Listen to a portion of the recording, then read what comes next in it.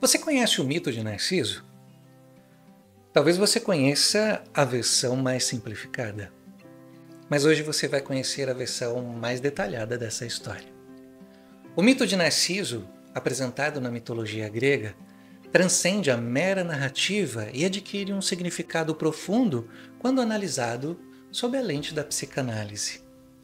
A história de Narciso, um jovem de uma beleza singular que se apaixonou por sua própria imagem refletida na água, serve como uma metáfora rica para explorar as complexidades da psique do ser humano. Vamos falar sobre isso? Então vamos lá. Segundo a lenda, Narciso nasceu na região grega da Boécia.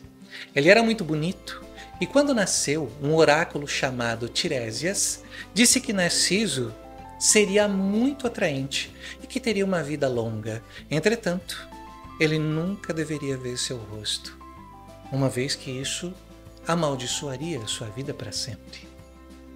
Narciso era filho do deus rio Cefísios e da ninfa Liríope, e era um jovem de extrema beleza. Porém, a despeito da cobiça que despertava nas ninfas e nas donzelas da época, Narciso preferia viver só, pois não havia encontrado ninguém que julgasse merecedor do seu amor. E foi justamente esse desprezo que colocava as jovens a desejá-lo. Mas havia uma bela ninfa chamada Eco, amante dos bosques e dos montes, companheira favorita da deusa Diana em suas caçadas. Mas Eco tinha um grande defeito. Ela falava demais e tinha o costume de dar sempre a última palavra em qualquer conversa da qual participava.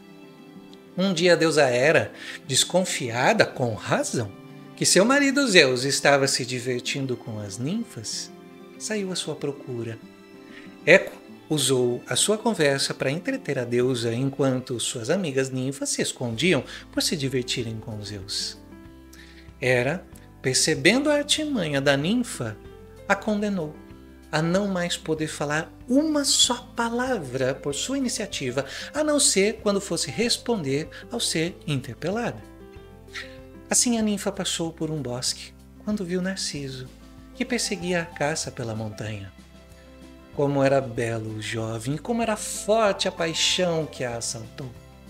Seguiu-lhe os passos e quis dirigir-lhe a palavra, falar o quanto ela o queria, mas não era possível. Era preciso esperar que ele falasse primeiro para então poder responder. Distraída pelos seus pensamentos, não viu que o jovem Narciso se aproximou dela. Tentou se esconder rapidamente, mas Narciso escutou o barulho e caminhou em sua direção e disse: "Tem alguém aí?" "Aqui", respondeu Eco. Narciso olhou em volta e não viu ninguém. Queria saber quem estava se escondendo dele e quem era a dona daquela voz tão bonita. "Vem", ele disse. "Vem", respondeu Eco. "Por que você foges de mim? Por que você foges de mim?" "Eu não fujo! Vamos nos juntar!" Juntar? A donzela não podia conter a sua felicidade ao correr em direção do amado que fez esse convite. Narciso, vendo a ninfa que corria em sua direção, repudiou. "Afasta-te! Prefiro morrer do que me deixar você me possuir." "Me possuir", disse Eco. Foi terrível o que se passou. Narciso fugiu e a ninfa, envergonhada, correu para se esconder no recesso do bosque. Daquele dia em diante, passou a viver nas cavernas e entre os rochedos das montanhas. Evitava o contato com outros seres e não se alimentava mais. Com o pesar, seu corpo foi definhando até que suas carnes desapareceram completamente. Seus ossos se transformaram em rocha. Nada restou além da sua voz. Eco, porém, continua a responder a todos que a chamam e conserva o seu costume de dizer sempre a última palavra. Não foi em vão o sofrimento da ninfa, pois lá do alto do Olimpo, a deusa Nêmesis vira tudo o que se passou.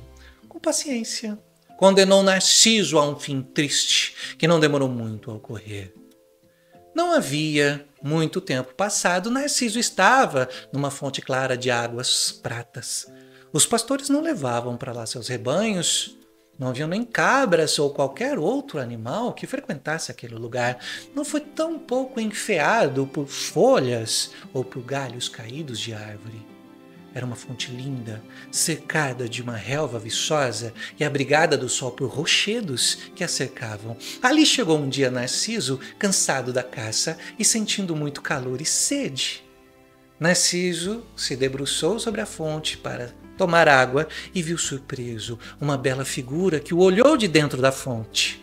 Com certeza é algum espírito das águas que habita esta fonte, e como é belo! Disse admirando os olhos brilhantes, o cabelo anelado como os de Apolo, o rosto oval e o pescoço de marfim do ser. Apaixonou-se pelo aspecto saudável e pela beleza daquele ser. De dentro da fonte, retribuiu seu olhar. Não poderia mais se conter. Baixou o rosto para beijar o ser e enfiou os braços na fonte para abraçá-lo. Porém, ao contato de seus braços com a água da fonte, o ser sumia, para voltar depois de alguns instantes tão belo quanto antes. Por que foges de mim, bela criatura? Por que me desprezas? E por que não quero meu contato? Meu rosto não deve causar-te repulsa, pois as ninfas me amam, e tu mesmo não me olha com indiferença. Quando sorrio, também tu sorris, e responde com aceno aos meus acenos. Mas quando estendo os braços, faz o mesmo, então sumiras ao meu contato. Suas lágrimas caíram na água, turvando a imagem, e ao vê-la partir, Narciso exclamou: Fica, peço-te, fica, se não posso tocar-te, deixe-me pelo menos admirar-te. Narciso ficou por dias a admirar a sua própria imagem na fonte. Esqueceu de se alimentar, de beber água, e seu corpo foi se definhando. As cores e o vigor deixaram seu corpo. E quando ele gritou, ai, ai, eco, nos rochedos, em volta do rio, respondeu com as mesmas palavras, ai, ai. Assim o jovem morreu. As ninfas choraram seu triste destino. Prepararam uma pira funerária e teriam cremado seu corpo se o tivessem encontrado. No lugar onde faleceu, entretanto, as ninfas encontraram apenas uma flor roxa rodeada de folhas brancas, e em memória do jovem Narciso, aquela flor passou a ser conhecida pelo seu nome. Dizem ainda que quando a sombra de Narciso atravessou o rio Estige em direção ao Hades, ela debruçou-se sobre suas águas para contemplar a sua própria figura. Esse é o mito de Narciso. Vamos entender um pouco mais desse mito, mas agora no contexto da psicanálise. Vamos começar com pontos-chave do mito.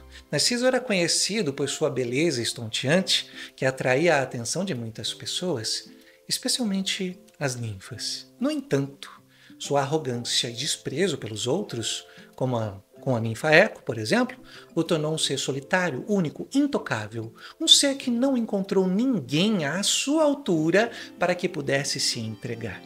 Todos eram inferiores. Devido ao seu comportamento, Narciso é amaldiçoado pela deusa Nêmesis a se apaixonar pela primeira coisa bela que visse. Ao se ver refletido na água, Narciso não se reconhece por nunca ter visto o seu reflexo, ou seja, não viu a si mesmo, mas se apaixona por sua própria imagem, uma imagem fantasiosa de si como um deus, iniciando um ciclo de autoobservação e autoadmiração que o leva à ruína. Essa imagem é a imagem que Narciso vê de si, mas não enxerga a sua arrogância, seu desprezo, sua prepotência.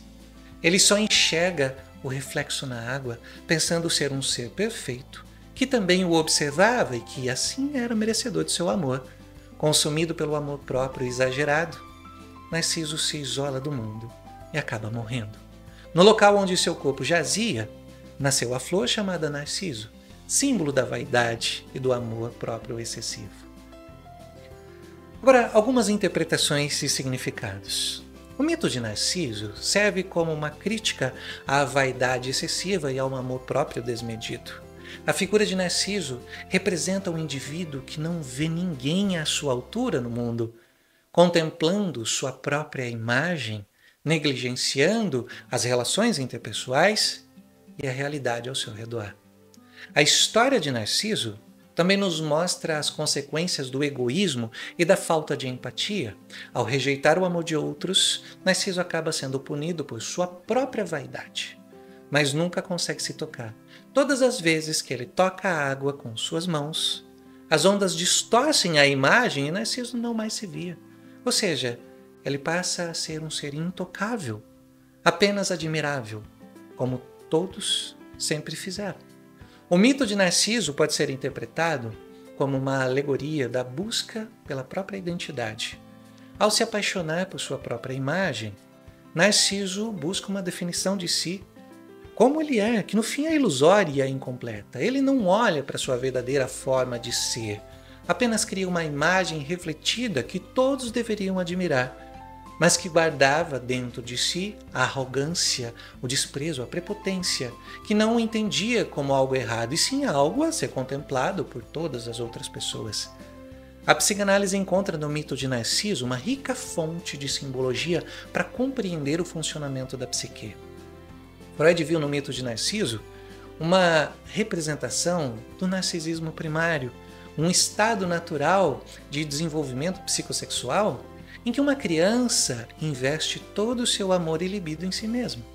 O narcisismo primário é o estado inicial do desenvolvimento psicossexual, em que o bebê experimenta uma onipotência e um amor total por si mesmo. É uma fase que também conhecemos como autoerotismo. A mãe é vista como uma extensão do próprio corpo do bebê, ou seja, não tem uma separação entre os dois. O narcisismo secundário, já é um outro momento, surge quando a criança começa a investir a libido em outros objetos externos, como por exemplo os pais. No entanto, o narcisismo nunca desaparece completamente e pode se manifestar em diferentes graus ao longo da vida. Quando o narcisismo se torna excessivo e impede uma pessoa de se relacionar de uma forma saudável com os outros, pode ser considerado aí um narcisismo patológico, o que também podemos trazer como uma fixação na fase narcísica. O mito de Narciso nos mostra como o amor excessivo por si mesmo pode levar à alienação e à fixação de ideias egóicas e fantasiosas. Um dos caminhos do tratamento é vencer essas fantasias narcísicas sobre quem somos ou achamos ser. Ao se apaixonar por sua própria imagem, Narciso se isola do mundo e se perde em um universo de autoobservação. Essa dinâmica reflete a dificuldade que muitas pessoas têm em se relacionar com os outros e em considerar as necessidades e os desejos alheios. O mito de Narciso continua a ser relevante nos dias de hoje, em uma sociedade marcada pelo culto à imagem e pela busca incessante por reconhecimento. O desejo de ser desejado a qualquer custo, mesmo que seja ao custo da verdade sobre si. As redes sociais, por exemplo, intensificam a exposição do indivíduo e podem alimentar um narcisismo exacerbado. O mito de Narciso é uma alegoria poderosa sobre os perigos da vaidade, do egoísmo e do amor próprio excessivo. Ele nos convida a refletir sobre a importância das relações interpessoais, da empatia, da busca por um equilíbrio entre o amor por si mesmo e o amor pelos outros. Hoje nós paramos por aqui. A gente se vê no próximo vídeo. Até mais!